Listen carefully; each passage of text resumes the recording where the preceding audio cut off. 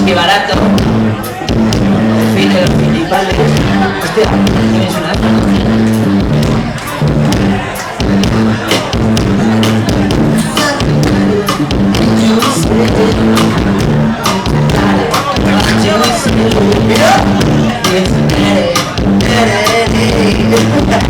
Esto no estaba preparado, ¿eh?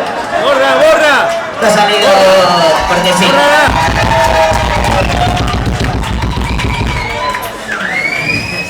Estás muy loco, tío.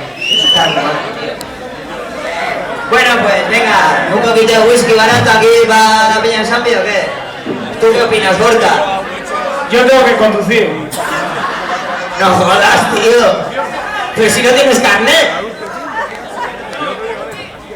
Vamos a dar a whisky, venga. Venga, vamos, ese whisky barato ahí.